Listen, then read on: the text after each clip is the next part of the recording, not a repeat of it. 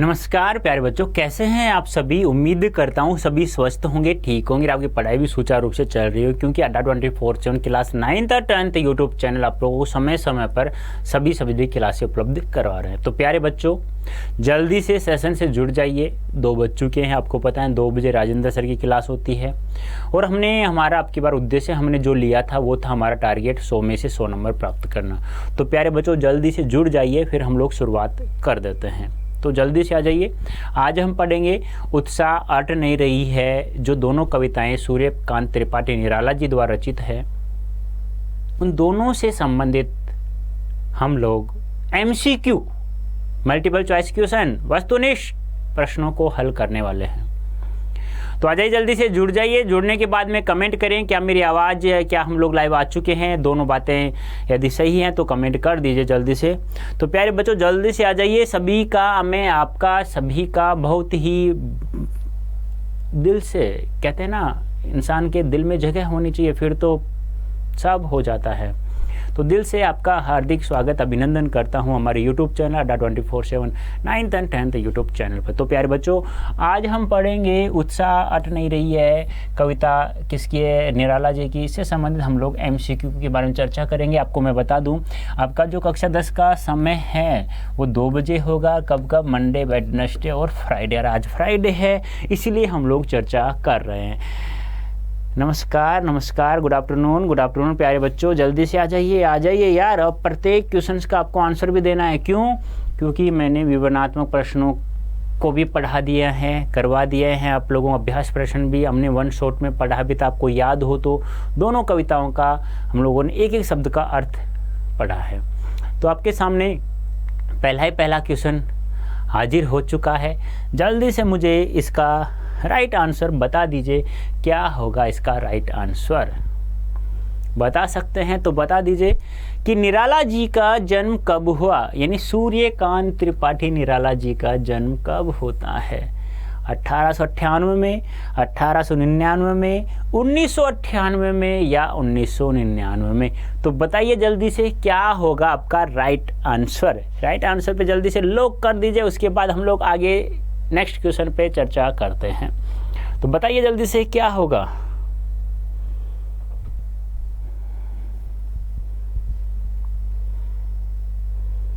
शाबाश, very good. तो कब होता है? 1899 में। कहाँ होता है? 1899 में। कहाँ होता है? कब हो गया तो हो गया, कहाँ होता है भाई? ये होता है महिसादल में। महिसादल, ठीक है। कहाँ? इनके मामा के घर, ठीक है। समझ में आया?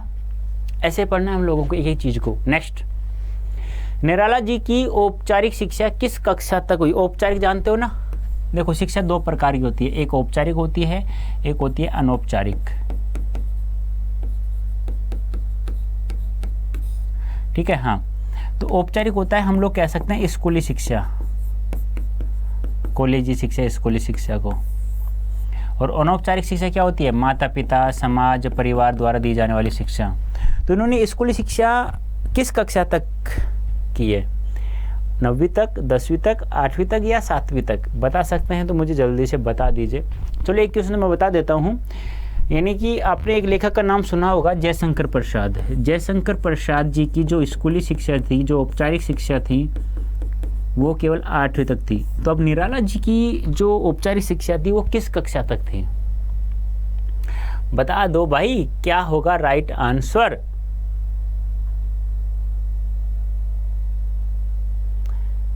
वेरी गुड, शाबाश। तो 9वीं तक, यानी कि निराला जी की जो औपचारिक शिक्षा थी वो कब तक, कहाँ तक थी? 9वीं तक। और जयशंकर प्रसाद की 8वीं तक ही उन्होंने पढ़ाई की थी।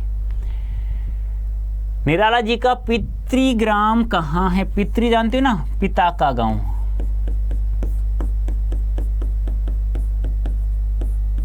यानी कि खुद निराला जी का गांव कौन सा था, यानी कि वो कहाँ के थे। भी जन्म तो हमें पता चल गया कि महिसादल में हुआ, ये तो मैंने बता दिया था, महिसादल में इनका जन्म होता है और 1899 में होता है, ये मैंने बता दिया। और मृत्यु 1961 ईस्वी में होती है। चलो ये भी हमने चर्चा कर ली। अब आपको बताना है कि उनके पिता का गांव कहाँ था, यानी कि वो स्वयं कहाँ के थे। उनके पिता जो निराला जी के पिता थे वो कहाँ के थे?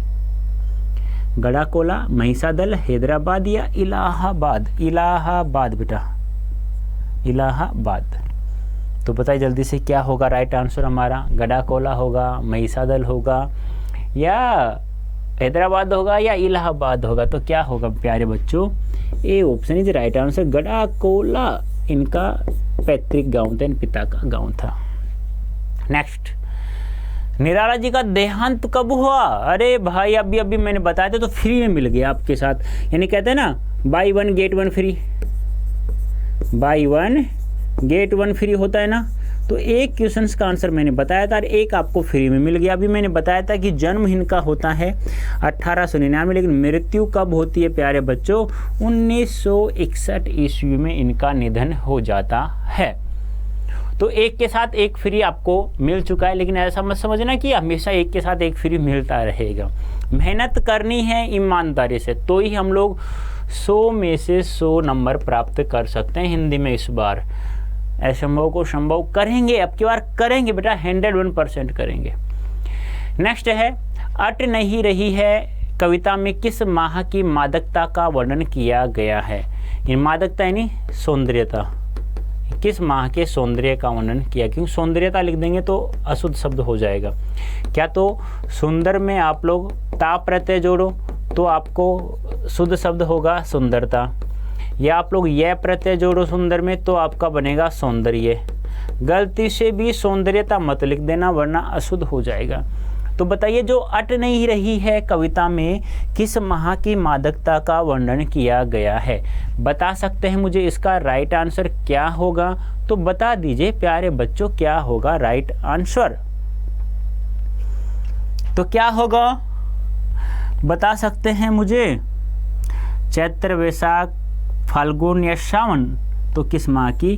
फागुन माह की मादकता का, सुंदरता का वर्णन किया। कवि कहता है ना कि मैं आंख हटाना भी चाहता हूं लेकिन मेरी आंख नहीं हट रही है, क्योंकि फागुन के माह में सब जगह चारों तरफ हरियाली हरियाली है, रंग बिरंगे फल फूल लदे हुए हैं। जहां पर भी मैं मेरी आंखें दौड़ाता हूं वहां मुझे सुंदर सुंदरता नजर आ रही है। प्राकृतिक सौंदर्य इतना अच्छा लग रहा है कि मैं अपनी आंख भी नहीं हटा सकता हूँ, इतना सौंदर्य। फिर कवि अंत में एक शिक्षा भी देते हैं हमें कि हमारा मन खुशी से है ना, मन को हमेशा खुश रखना चाहिए। फिर प्रत्येक माह हमें फागुन ही नजर आएगा। ठीक है, नेक्स्ट चलते हैं हम लोग। सूर्यकांत त्रिपाठी निराला जी का प्रिय विषय क्या था? यानी प्रिय सब्जेक्ट क्या था उनका? निराला जी का प्रिय विषय, सब्जेक्ट जिसे बोलते हैं, जानते हो ना? हाँ, प्रिय विषय कौन? वर्षा था, बादल था, कमल था या नयन था? नयन यानी आंख, कमल, बादल, वर्षा। निराला जी का प्रिय विषय क्या था? मैंने बताया भी था आपको, याद हो तो, जब हमने उत्साह कविता का सारांश पढ़ा था तब। तो क्या होगा बता दो जल्दी से।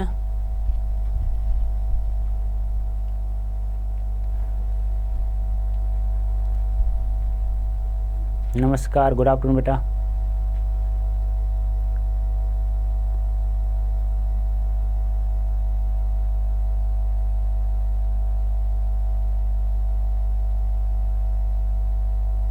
वेरी गुड, शाबाश। क्या था? बादल निराला जी का प्रिय विषय था। ठीक है, हाँ। नेक्स्ट है, निराला जी द्वारा रचित उत्साह कविता में किसे संबोधित किया गया है? यानी उत्साह जो गीत है इनका, या कविता कह दो या गीत कह दो, इस गीत में या इस कविता में किसे संबोधित किया है? कवि किसे पुकार रहा है? संबोधित यानी पुकारना, यानी पुकार किसे रहा है? आह्वान जिसे कहते हैं, किसको आह्वान कर रहा है?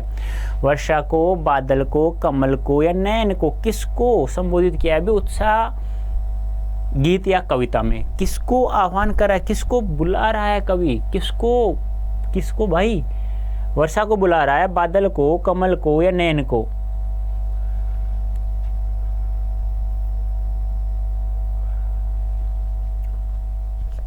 बताइए जल्दी से क्या होगा राइट आंसर?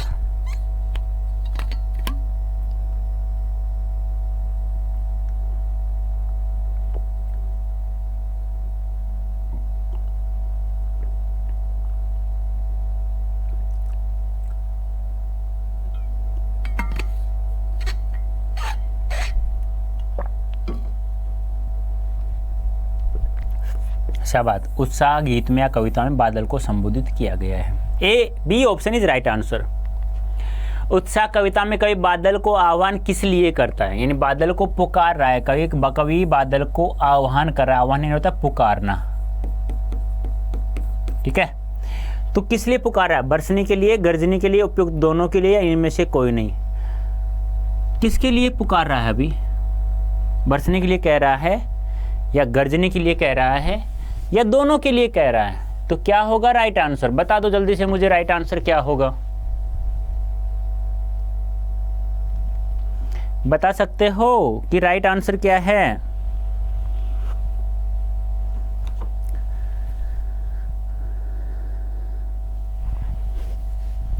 क्या हुआ, अभी आंसर आया? वेरी गुड, गरजने के लिए, शाबाश। A option, B option is right answer, ठीक है। हाँ, उपयोग दोनों नहीं बेटा, गरजने के लिए, केवल गरजने के लिए, ठीक है। सामाजिक क्रांति या बदलाव में साहित्य की भूमिका महत्वपूर्ण होती है, निराला इसे किस संदर्भ में देखते हैं? यानी कि हम लोग एक बात और ध्यान रखना बेटा, हम लोग वैसे हम देखें ना, यहाँ हम लोग यदि आंसर देखते हैं एक और, देखो पहला पद है उसमें तो कभी गरजने के लिए भी कहता है, दूसरे पद में गरजने के लिए कहता है। लेकिन आपको पता हो तो एक पद आया था कि यह जो संसार है यह गर्मी के कारण व्याकुल हो रहा है, उसका मन कहीं टिक नहीं रहा है, उसका मन अनमना सा हो रहा है। अब हे अनंत दिशा से आने वाले बादल, तुम अपने जल से इस पृथ्वी को शीतल कर दो। तो मतलब जल कब आएगा, जब बरसेगा जब भी, तो हम लोग कह सकते हैं दोनों। तो अब इसमें ना हमारा ये एक कंफ्यूज वाला भी है क्वेश्चन, क्योंकि एक विवरणात्मक प्रश्न हम लोग करते हैं, तो कभी इसमें कहा, एक क्वेश्चन आया था सब्जेक्टिव में कि कभी बादल को बरसने के लिए क्यों नहीं कहता, गरजने के लिए क्यों कहता है? तो उसका आंसर अलग हुआ। तो बेटा प्यारे बच्चों, यहाँ पे है ना, आप लोग सी ऑप्शन ही करना, हाँ सी करना, क्योंकि पहले पद में, पहले दूसरे में गरजना तो है, उसके साथ साथ बरसने भी है, क्योंकि पृथ्वी को अपने जल से, तपती धरती को, यानी तपती धरती को, तपती पृथ्वी को अपने जल से क्या करने के लिए, शीतल करने के लिए कहा है। और शीतल कब होगा, जब बरसेगा। दोनों के लिए ध्यान रखना। B option, C option right answer, number 3 option is right answer. सामाजिक क्रांति या बदलाव में साहित्य की भूमिका महत्वपूर्ण होती है, निराला ने इसे किस संदर्भ में देखते हैं? सामाजिक क्रांति या बदलाव में किसकी भूमिका, साहित्य की भूमिका महत्वपूर्ण बताया है, लेकिन निराला जी इसे किस संदर्भ में देखते हैं? नवजीवन के रूप में, नवरात्र के रूप में, नई कविता के रूप में, या ए व सी दोनों के रूप में? यानी कि जब जब इस देश में क्रांति हुई है, जब जब इस देश का उत्थान हुआ है, जब जब इस समाज में कुछ नया परिवर्तन अच्छा हुआ है, तो कवि इसे किस संदर्भ में देख रहे हैं, किस अपनी नज़रों से, उनके विचारों से क्या हो रहा है? ये नवजीवन के रूप में देखते हैं, नवरात्र के रूप में देखते हैं, या नूतन कविता के रूप में देखते हैं? तो बताइए जल्दी से क्या होगा राइट आंसर। लग रहा है मुझे सभी का आंसर राइट आना चाहिए। वेरी गुड, सही बात है, C option is right, sorry D option is right answer. क्यों? क्योंकि कवि कहता है कि नवजीवन, यानी कि एक नई कविता लिख करके मैं लोगों में नया जीवन प्रदान करता हूँ, उसी प्रकार हे बादल तू भी गरज कर इन लोगों में नया जीवन उत्पन्न कर दो, इनकी समस्याओं का समाधान कर दो। नेक्स्ट, उत्साह गीत में है, उत्साह गीत में क्या है? ललित कल्पना है, क्रांति चेतना है, या उपयुक्त दोनों है, या इनमें से कौन? उत्साह गीत में है, उत्साह गीत में क्या क्या है? ललित कल्पना, क्रांति चेतना, उपयुक्त दोनों, या इनमें से कोई नहीं? क्या है? ललित कल्पना यानी कि सुंदर विचार, सुंदर भाव, सुंदर कल्पना, ललित यानी सुंदर, और एक क्रांति चेतना, क्रांति के रूप में भी। तो क्या दोनों हैं, या ललित है या क्रांति है? तो बताइए जल्दी से क्या होगा राइट आंसर। बता सकते हैं तो बताइए जल्दी से।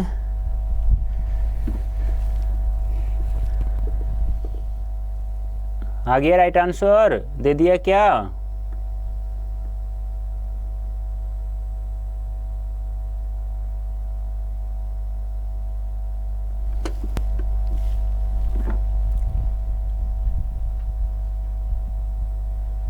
वेरी गुड, सही कह रहे हो आप लोग। सर जो शोषित वर्ग है या हम कह सकते हैं जो पीड़ित जन है, उसकी आकांक्षा, पीड़ित जन की आकांक्षा को पूरा करने के लिए है, और क्रांति चेतना है वो शोषक वर्ग के लिए, जिसे हम लोग जमींदार वर्ग कह सकते हैं। तो दोनों चीज़ें यहाँ मौजूद हैं उत्साह गीत में।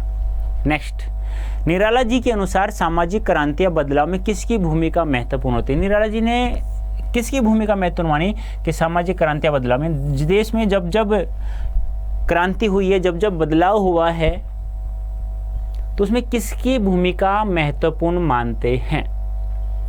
संविधान की, इतिहास की, साहित्य की या व्याकरण की? यानी कि ये तो पता है आपको कि जब जब देश में क्रांति हुई है तब तब देश का उत्थान हुआ है, लोगों में एक नया जीवन आया, लोगों को स्वतंत्रता, समानता, बंधुता, तीनों चीज़ें यानी समान अधिकार प्राप्त हुआ है, समान स्वतंत्रता प्राप्त हुई है और भाईचारा बढ़ा है लोगों में। तो बता दो जल्दी से क्या होगा राइट आंसर?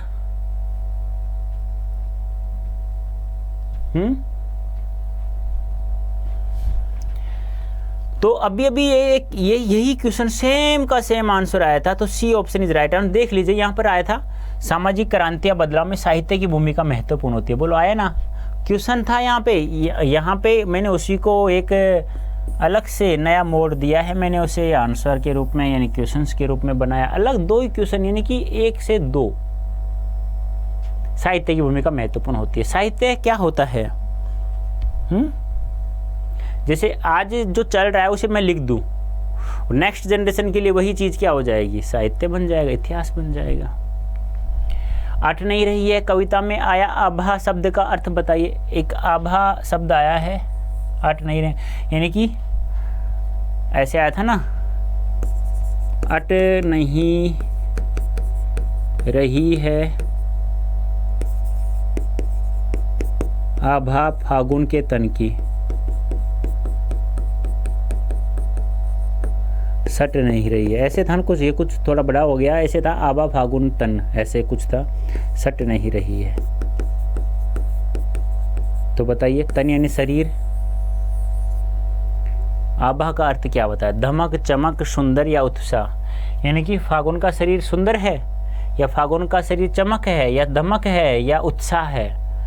फागुन का जो शरीर है जिससे कवि की आंखें नहीं अट रही है, तो फागुन का शरीर कैसा नजर आ रहा है? सुंदर या चमक है फागुन? तो यहाँ आभा का अर्थ बताना है आप लोगों को, तो आभा का अर्थ यहाँ होगा बेटा चमक। ध्यान रखना, सुंदर नहीं होगा। वो सुंदरता अलग चीज है फागुन की जो हमें दिखाई दे रही है इस फागुन मास में, जो कवि ने लिखा है अपने शब्दों को माध्यम, बिंबों के माध्यम से जो कविता लिखी इन्होंने, तो वो चीज अलग है। अट नहीं रही है कविता में पाठ पाठ शोभा श्री पंक्ति में पाठ पाठ शब्द में अलंकार है, यानी पाठ पाठ। देखो जब किसी भी शब्द की आवर्ती होती है ना, और दोनों शब्दों का आवर्ती हो रही है और दोनों शब्दों का अर्थ क्या हो? समान हो, तो वहां पुनरावर्ती अलंकार, पुनरुक्ति प्रकाश। और दोनों का अर्थ यदि असमान हो तो वहां पर यमक अलंकार, ये ध्यान रखना। तो यहाँ समान है, जगह जगह, दोनों का अर्थ क्या होता है? जगह जगह, इसका भी और इसका भी। तो क्या हो जाएगा? पुनरुक्ति प्रकाश, ये ध्यान रखना। एक लाटानुप्रास भी अलंकार होता है, जो अनुप्रास का एक भेद होता है, उसमें भी शब्द की आवर्ती होती है और वह भी एकार्थक होता है, एक ही अर्थ होता है, ध्यान रखना है आपको। उत्साह कविता में बादल को किसका प्रतीक बताया गया है? यानी बादल किसका प्रतीक है इस कविता के अंतर्गत? सुंदरता का, पवित्रता का, क्रांति का या पुरुष का? जल्दी से बता दो राइट आंसर क्या होगा। बहुत ही महत्वपूर्ण क्वेश्चन बनता है बेटा, प्यारे बच्चों, ये बहुत अच्छा क्वेश्चन बन रहा है। तो बादल को किसका प्रतीक बताया गया है? सुंदरता का, पवित्रता का, क्रांति का या पुरुष का? जल्दी से बता दो क्या होगा राइट आंसर। बहुत अच्छा क्वेश्चन है, इसका आंसर मैं नहीं बताऊंगा, तुम लोग ही बताओगे मुझे।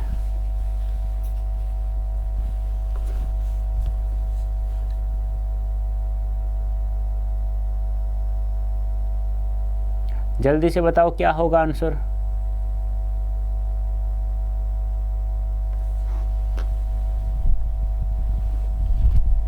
तो बादल किसका प्रतीक है? सही है, राइट आंसर आपका सी। क्योंकि मैं बार बार बता रहा हूँ, बादल ही निराला जी का प्रिय विषय है, ये भी ध्यान रखना है। और बादल को उत्साह कविता में क्रांति का प्रतीक बताया गया है।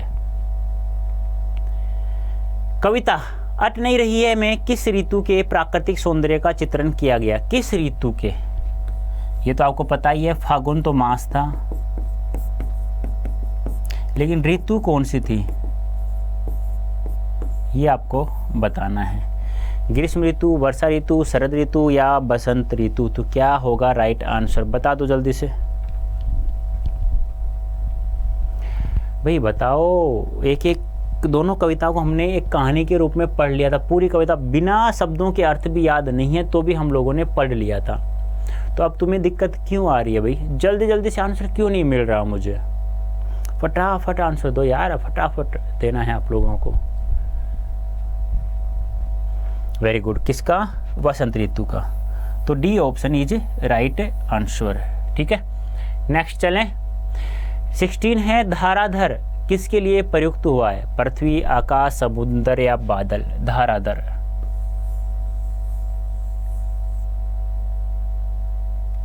धाराधर, धार के बाद धार, वो नहीं है कि भैंस का दूध निकाल रहे हैं एक धार के बाद एक धार आ रही है, वो धार नहीं है। अब यहाँ धाराधर किसके लिए आए? धार धार धार धार, यानी कि धार धार धार ऐसे आती है ना, क्या आती है ऐसे? बारिश, वर्षा। कौन करता है वर्षा? किसके द्वारा होती है वर्षा? तो वही है धाराधर। धाराधर क्या हो जाएगा? बादल। कवि कहता है ना कि हे बादल, इस पूरे आसमान को चारों तरफ से घेर करके भयंकर रूप से गरजो। कहते हैं ना, घेर घेर घोर गगन धाराधर हो। याद है ना? याद है क्या? घेर घेर घोर गगन धाराधर ओ, याद होता आप लोगों को। कवि ने बादलों का आह्वान करते हुए उनसे क्या करने का आग्रह किया है? यानी कि आह्वान यानी पुकारना, तो उनसे क्या करने का आग्रह किया है? विनती की है, न बरसने का, गरजने का, आकाश को चारों ओर से ढकने का। तो कवि ने क्या आह्वान किया है? वे क्यों पुकार रहा है? बरसने के लिए, गरजने के लिए, न बरसने के लिए, आकाश को चारों ओर से ढकने का। किस लिए? हाँ, बता सकते हैं?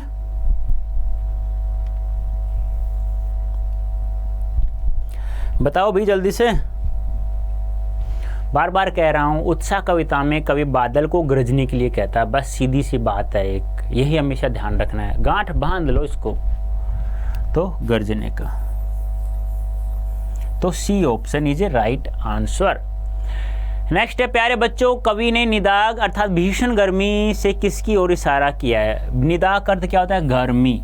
गर्मी से लोगों का मन कैसा हो रहा है? अनमनापन। अनमनापन यानी कि कहीं मन नहीं टिक रहा, कहीं मन टिक नहीं रहा। यानी क्या हो रहा है? व्याकुल हो रहे हैं लोग। क्या हो रहे हैं? व्याकुल हो रहा है संसार। तो किसकी ओर इशारा किया है? अधिक गर्मी की ओर, सांसारिक कष्ट है, असफलता है, ठंडी हवा की ओर। और सीधी सी बात है, भीषण गर्मी है तो ठंडी हवा की ओर तो संकेत करेगा नहीं करेगा ना, तो ये तो चलो है नहीं।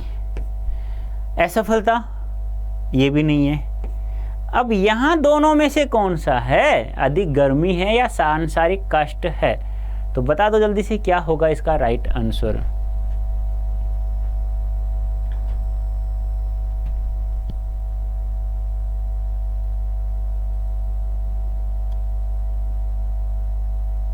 वेरी गुड, शाबाश। सांसारिक कष्ट है भी। व्याकुल कवि यानी कि इंसान व्याकुल कब होता है? कष्ट कब आता है कभी? यानी किसी भी इंसान में कष्ट कब आता है भाई?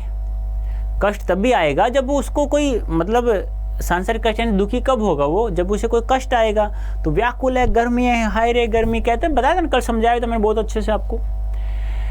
कविता में जल का बरसना किसका प्रतीक है? जल का बरसना किसका प्रतीक है? यानी बादल बरसात करेंगे तो किसका प्रतीक है? बारिश होना, शांति और सुख की स्थापना, प्यास बुझना या केवल सुख का। यानी बारिश होगी यानी भयंकर गर्मी है। अब मान लो भयंकर गर्मी चल रही है वर्तमान समय में, अब आप लोग बारिश होगी तो क्या क्या चाहिए आपको? बारिश होना, प्यास बुझेगी आपकी, केवल सुख प्राप्त होगा या सुख और शांति दोनों की स्थापना हो जाएगी बारिश होगी तो। सोचो, दिमाग लगाओ कि बस सर जी क्लास खत्म होते ही बारिश होगी और कितनी गर्मी है, भयंकर गर्मी है, लाइट भी नहीं आ रही है, तो फिर क्या प्राप्त हो जाएगी? किसकी स्थापना हो जाएगी? शांति भी मिल जाएगी, सुख भी मिल जाएगा। कहते हैं ना, हाँ कितनी गर्मी थी, आज थोड़ा सा, कहते हैं ना आप लोग। तो B option is right answer. किस महीने में चारों तरफ हरियाली छा जाती है? ऐसा कौन सा महीना है जिसमें चारों तरफ हरियाली छा जाती है भाई? अरे मन सुखी है तो सभी महीनों में हरियाली हरियाली दिखती है। मन दुखी नहीं होना चाहिए। मन दुखी हो ना तो फिर तो कष्ट ही कष्ट है आपके पास। मन कभी भी कष्टों से नहीं भरा होना चाहिए। मन दुख भी है ना तो भी खुशी से रहा करो यार। हमारा काम क्या है? कर्म करने। बस आपको इसको ध्यान रखो, ये करते रहो बस। फल की इच्छा मत करो कि ये फल मिलेगा, ऐसा सोचो मत इस फल के लिए मैं ये कर रहा हूँ ना, मत सोचो। ये करते रहो करते रहो करते रहो, ये अपने आप एक दिन है ना भगवान छप्पर फाड़ के देता है। तुम्हें पता भी नहीं होगा कि आप किस चीज़ के लिए बने हुए हो, भगवान को पता है, तो वो अपने आप देगा आपको। तो फागुन मास में है, B A option is right answer. बादल अपनी गर्जन तर्जन से किसे घेर लेता है? गर्जन तर्जन से किसे घेर लेता है? याद है? घेर घेर, घोर गगन, धाराधर ओ। याद है? स्टार्ट की पंक्ति थी बादल गरजो, याद है? फिर आया था घेर घेर गगन, घोर गगन। यानी कि हे बादल, इस पूरे आकाश को चारों तरफ से घेर करके भयंकर रूप से गरजो, कड़को यार। तो क्या है? किसको घेर रहा है? आकाश को घेर रहा है। ये ध्यान आपको रखना है। फागुन मास के कारण लोगों के चेहरे पर क्या है? यानी फागुन का मास है, चारों तरफ क्या है? हरियाली हरियाली है, खुशबू ही खुशबू फैल रही है। अब चारों तरफ खुशबू ही खुशबू फैल रही है, तो आप लोग बताइए मुझे कैसा होगा? मन कितना अच्छा हमें लगेगा कि चारों तरफ खुशबू खुशबू फैल रही है, हर तरफ जिधर भी नज़र दौड़ाएं उधर ही उधर हरियाली हरियाली हमें यहाँ दिखाई दे, तो कैसा नज़ारा होगा हमारे मन के अनुसार? भाई बता सकते हैं तो बताइए कैसा होगा? मायूसी का चेहरा होगा, डर का चेहरा होगा, दुख का चेहरा होगा या खुशी का चेहरा होगा? कैसा होगा हमारा चेहरा? चारों तरफ हरियाली हरियाली दिखाई दे रही है आप लोगों, तो कैसा होगा? बता दो जल्दी से, क्या होगा राइट आंसर? खुशी होगी या दुखी होंगे? हरियाली छाएगी तो, ठंडी हवा चल रही है, घूमने जा रहे हो लॉन्ग ड्राइव पे,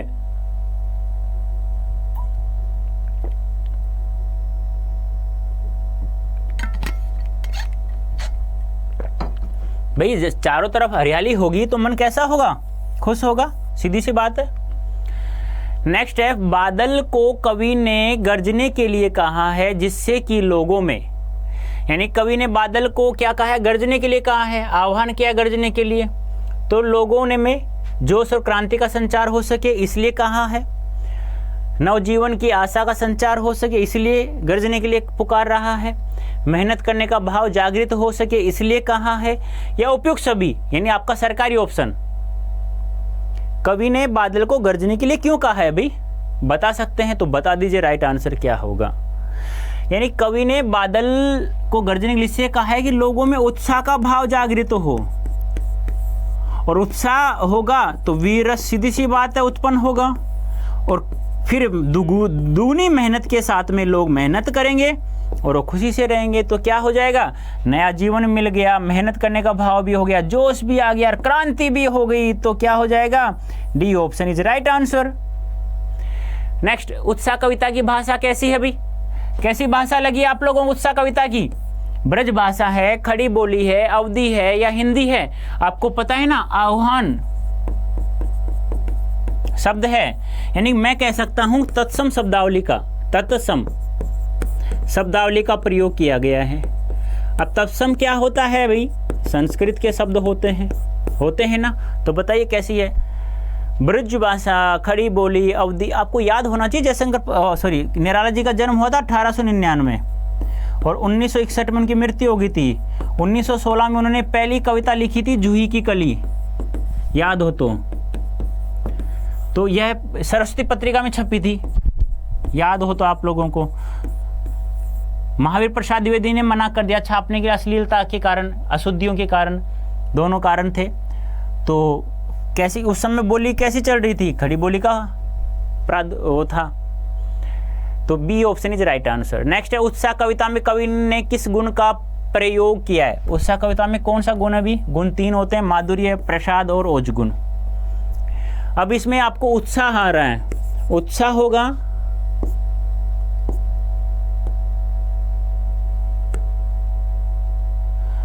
उत्साह का भाव जागृत कब होगा?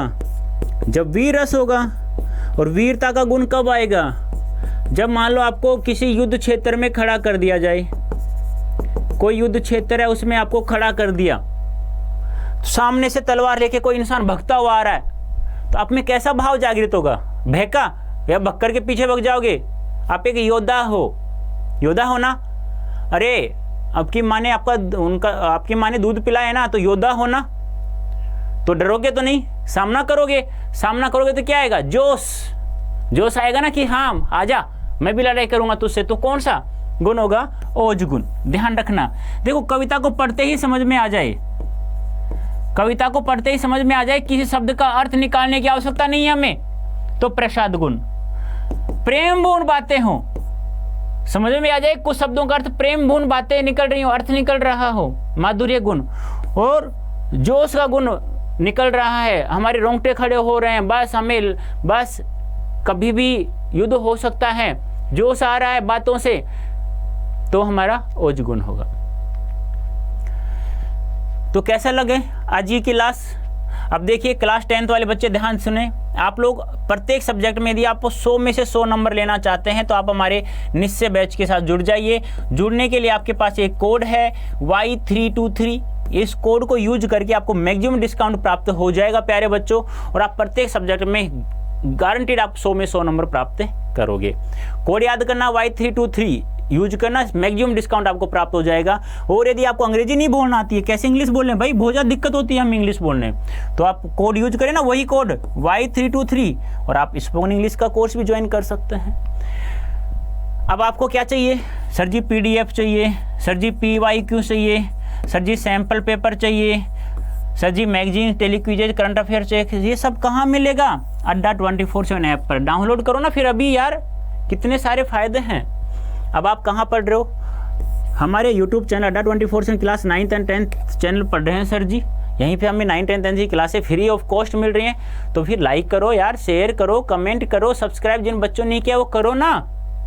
तो कैसे लगा आज का सेशन? अच्छा लगा तो लाइक करना, शेयर करना, और बेटा ईमानदारी से पढ़ाई भी करना है, ठीक है? ओके बच्चों, थैंक यू सो मच।